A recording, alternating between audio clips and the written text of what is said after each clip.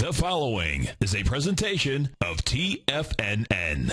The Tom O'Brien Show is produced every business day after the market close. Tom takes your phone calls from 4 to 6 p.m. Eastern Standard Time using the data available at that time. Let's go to a Bill in Boca Raton. Hey, Bill, what's going on?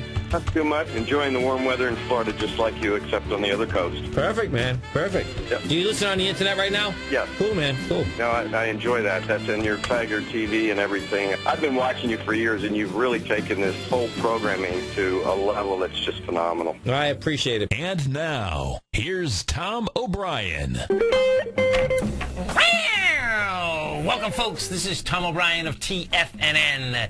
We go 5 days a week. We go 2 hours a day. We go 24 hours a day on the internet at TFNN.com. Always remember, folks, whatever you think about, you bring about. Whatever you focus on grows. Hope everyone had a great weekend, safe weekend. Let's make it a great week, folks. Let's take a look at one of our 4 agreements. Take action on your ideas. Doing your best means to take action. You have many great ideas in your head, but without action upon an idea, there'll be no manifestation, no results, and no reward.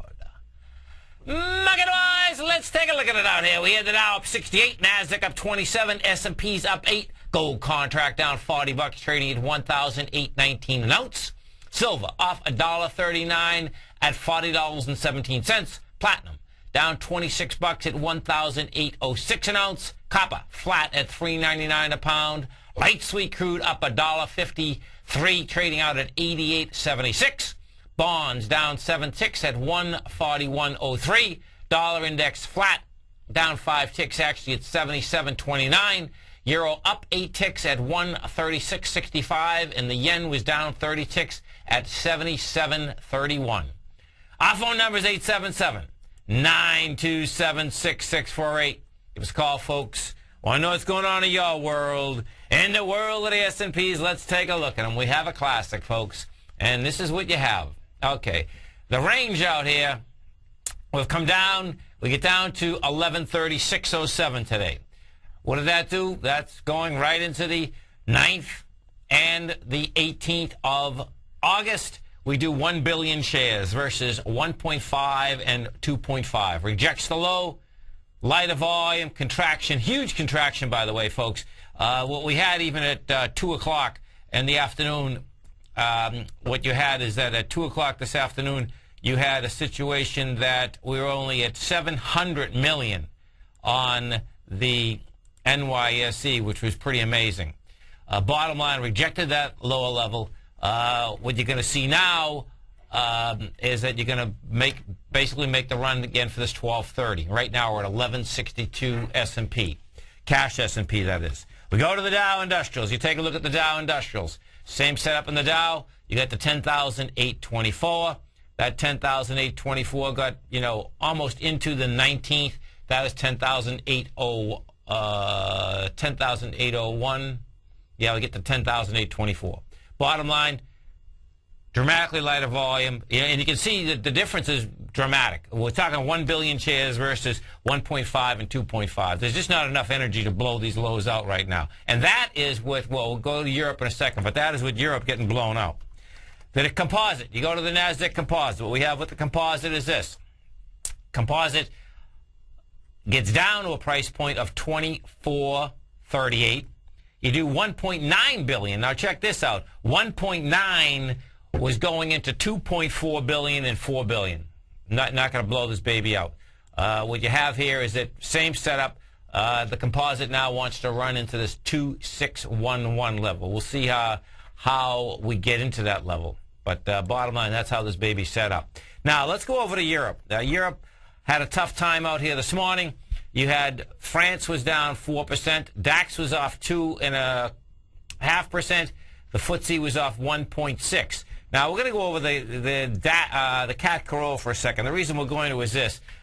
This baby's not over in Europe yet, folks, and I suspect it's well. Here, I'll start with Europe, but I'm going to go back to the U.S. in a second. This is what you have going on in the cat Carol. The cat Carol today got under all the swing points, and when I say got under them, it not only got under them, but it has the volume. So you'll get, there's some divergence here, and this is what it is.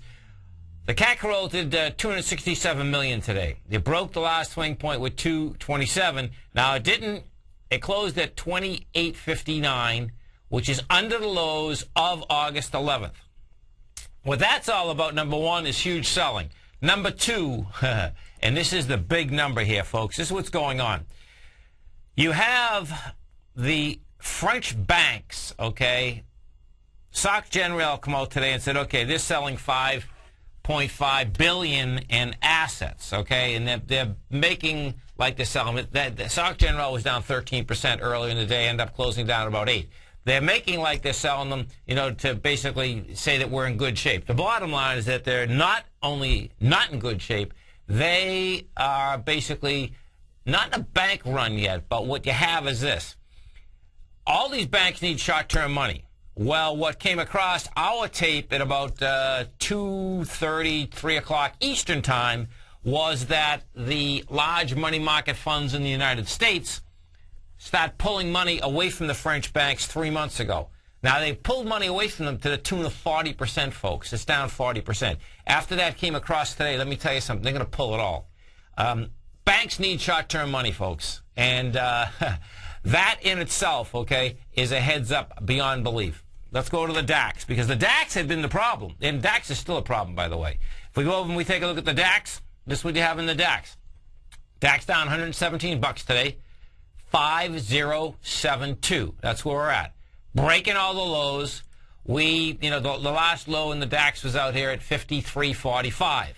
You had 350 million. Well, you know what? The DAX does 265 today. Lighter, yes. Still big trouble. There's big trouble, folks, in Euroland. Now, what does that mean for us? Okay. We came into the lows today, and absolutely there's not enough volume to break these babies out. Well, here, let's go to the dollar next, because we're going to put this all together. If we go to the dollar, what you're going to see is this. Dollar index went from a price point out here from 73.56 up to 77.88 today. I suspect that's the first move higher in the dollar. Huge move. Absolutely huge move, folks. Now what the dollar's going to do, wants to back down a bit, wants to do an ABC structure in the way up. You have volume, you get juice, you get everything you need basically to go much higher in the dollar. I suspect what you're going to see now is going to back down a bit. What that does is that gives the U.S. market breathing room to go higher. What it also does is that it's going to be a heads up. Now let's go to the bond market for a second. We'll go over to the bonds. U.S. bonds out here. What we did with the bond market out here today, she did 231,000 contracts, got into the high, tested the high. The high that it was testing was 141.29. We got to 141.31. You did 230,000 contracts versus 406. Okay, so now we're going to put it all together.